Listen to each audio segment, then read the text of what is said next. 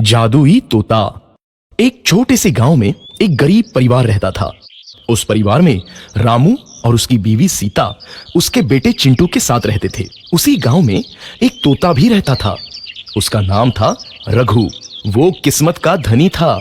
जहां भी जाता वहां किसी भी चीज की कमी नहीं पड़ती थी। एक दिन रघु उड़ते उड़ते उस गरीब परिवार के घर गया। रघु सोचता है, अरे वाह, लगता है यहाँ आज बहुत अच्छा खाना मिलेगा। मैं पेट भर के खाऊंगा। वो एक कटोरी में रखे अमरूद देखता है। अरे वाह, अमरूद, मुझे तो ये बहुत पसंद है। मैं तो इसे पेट भर के खाऊंगा। रघु तोता अमरूद खाने ही लगता है।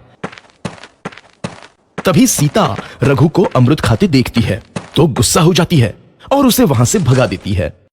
भाग यहाँ से, न जाने कहां से आ जाते हैं। मैं तो परेशान हो गई हूं इनसे। सीता के भगाने के बाद रघु चुपचाप से एक कोने में रहता है। धीरे धीरे उस परिवार की बरकत होने लगती है। एक दिन रामू और सीता खाना खाते वक्त बातें करते हैं। आजकल हमारी बहुत तरक्की हो रही है, काम भी अच्छा चल रहा है। रामू कहता है। इस पर सीता कहती है, सच कहा, भगवान हमेशा ऐसे ही हम पर मेहरबान रहे। बेटा चिंटू भी कहता है, पिताजी, मुझे खिलौना लेके दो ना, मेरे सभी दोस्तों के पास है। रामू कहता है, ठीक है, जरूर लाऊंगा। सीता कहती है, कितने खुश है सब, मेरे परिवार को किसी की नजर ना लगे। एक तरफ ऐसी बातें होती हैं तो दूसरी तरफ रसोई में रघु तोता भी अमरूद खाते रहता है। मजा आया, अमरूद खाया, मजा आया, अमरूद खाया, मजा आया। तभी सीता रसोई में आती है और रघु तोते को अमरूद खाते देख बहुत गुस्सा होती है। सीता रघु को बाहर निकालने के लिए पिंजरे में अमरूद रखती है। रघु जब अमरूद खाने लगता है तो पिंजरे का दरवाजा बंद हो जाता है और वो उसमें फंस जाता है। मुझे बाहर निकालो, मैं यहाँ फंस गया हूँ, मुझे बचाओ। अगले दिन सीता पिंजरा उठाकर बाहर दूर उस रघु को छोड़ देती है। रघु के जाते ही उनके घर आई बरकत धीरे धीरे कम हो जाती है। उन्हें बहुत घाटा होता है। सीता कहती है, ये क्या हो रहा है, अचानक इतना कैसे बदल गया?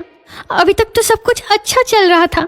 रामू कहता है, लगता है भगवान हम पर रूठ गए हैं। चिंटू भी कहता है, लगता है अब मुझे खिलौने भी नहीं मिलेंगे। और वो रोने लगता है और बाहर चला जाता है। कुछ दिन बाद रघु तोता फिर से उस घर में आता है। वापस आया, मैं वापस आया, अब मैं जमकर अमरूद खाऊंगा। रघु सीधा रसोई घर में चला जाता है और अमरूद खाने लगता है।